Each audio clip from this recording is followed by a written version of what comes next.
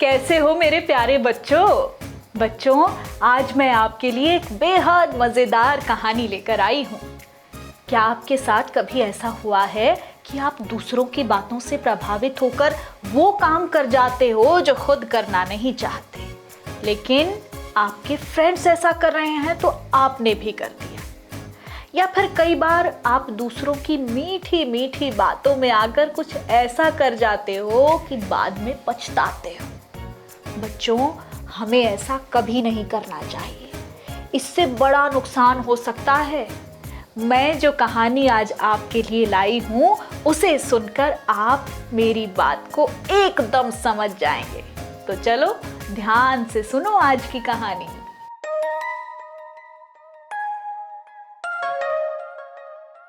बहुत समय पहले की बात है। एक घने जंगल में एक शेर रहता था। शेर के साथ उसके 3 सेवक भी रहते थे। शेर के ये तीनों सेवक थे कौवा, सियार और चीता। शेर जंगल में रोज शिकार करके अपना पेट भरता और कुछ छोड़ देता जिसे ये तीनों खाकर अपना पेट भर लेते। एक दिन जंगल में एक ऊंट आ गया। वो ऊंट अपने साथियों से बिछड़ गया था। शेर ने कभी ऊंट नहीं देखा था। तभी कौवे ने शेर को बताया कि महाराज, ये ऊंट है और ये इस जंगल में नहीं रहता। मुझे लगता है कि ये पास के गांव से यहाँ पर आया हुआ है। आप इसका शिकार करके अपना पेट भर सकते हैं। चीता और सियार को भी कौवे की बात अच्छी लगी। तीनों की बात सुनकर शेर ने कहा, नहीं नहीं, ये ऊंट हमारा मेहमान है, मैं इसका शिकार नहीं करूंगा। शेर ऊंट के पास गया। शेर को आते देखकर ऊंट घबरा गया।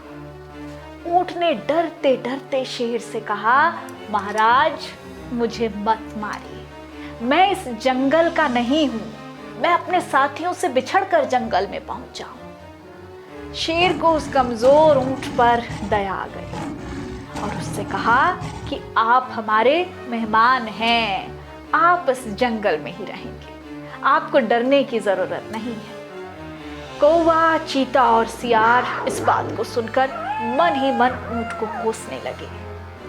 ऊंट ने शेर की बात मान ली और जंगल में ही रहने लगा। ऐसे ही दिन बीतते गए।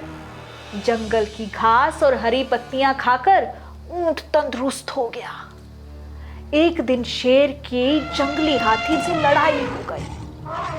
बच्चों, जंगली हाथी बहुत बड़ा होता है। शेर भले ही जंगल का राजा क्यों न हो, पर जंगली हाथी का सामना करना कोई आम बात नहीं है। जब शेर की जंगली हाथी में लड़ाई हुई तो जंगली हाथी ने शेर को बुरी तरह घायल कर दिया।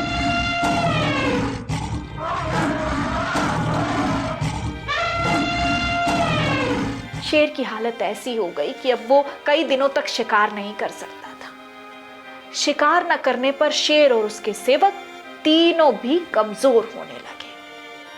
जब कई दिनों तक उन्हें कुछ भी खाने को नहीं मिला तो सियार ने शेर से कहा कि महाराज, आप बहुत कमजोर हो गए, अगर आपने शिकार नहीं किया तो हालत और ज्यादा खराब हो सकती है। इस पर शेर ने कहा, मैं इतना कमजोर नहीं हूं, अब कहीं भी जाकर शिकार नहीं कर सकता। हाँ, अगर तुम लोग किसी जानवर को यहाँ लेकर आओ तो उसका शिकार करके मैं अपना और तुम तीनों का पेट भर सकता हूँ।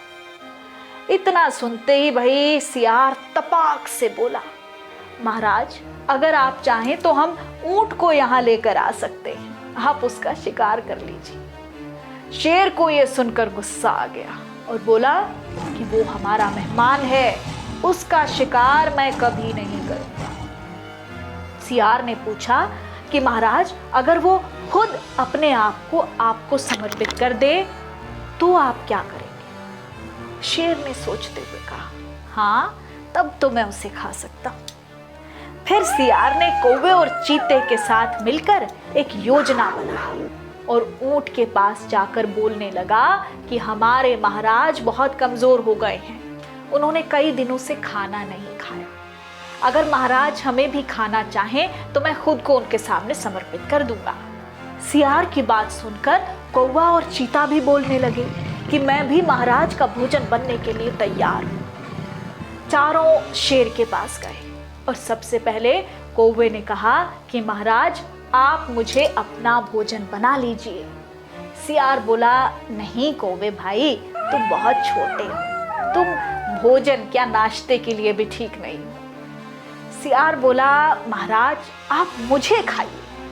तभी चीता बोला कि महाराज आप मुझे खाइए। तब सियार ने कहा कि अगर तुम मर जाओगे तो शेर का सेनापति कौन होगा। फिर सियार ने खुद को समर्पित कर दिया। तब कौवा और चीता बोले कि तुम्हारे बाद महाराज का सलाहकार कौन बनेगा। जब तीनों को शेर ने नहीं खाया तब ऊंट ने भी सोचा कि महाराज मुझे भी नहीं खाएंगे क्योंकि मैं तो उनका मेहमान हूं।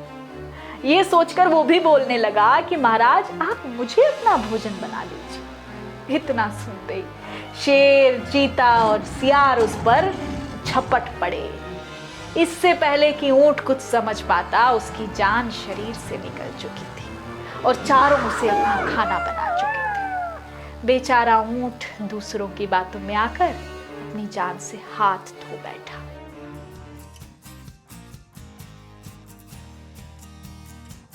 तो बच्चों, कैसी लगी ये कहानी आपको? इस कहानी से हमें ये सीख मिलती है कि हमें बिना सोचे समझे किसी की बातों में नहीं आना चाहिए। हमें बात भी वही करनी चाहिए जिसे हम पूरा कर सकें। कई बार हम दूसरों के प्रभाव में आकर बड़ी बड़ी बातें तो करने लग जाते हैं, लेकिन हमारे ऊपर ही भारी पड़ जाती हैं।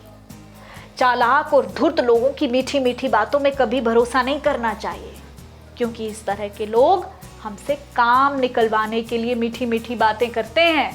तो बच्चों, अब मैं चलती हूँ, अगली बार फिर आऊँगी मज़ेदार कहानी लेकर। आप लोग अपना ख्याल रखना। हाँ।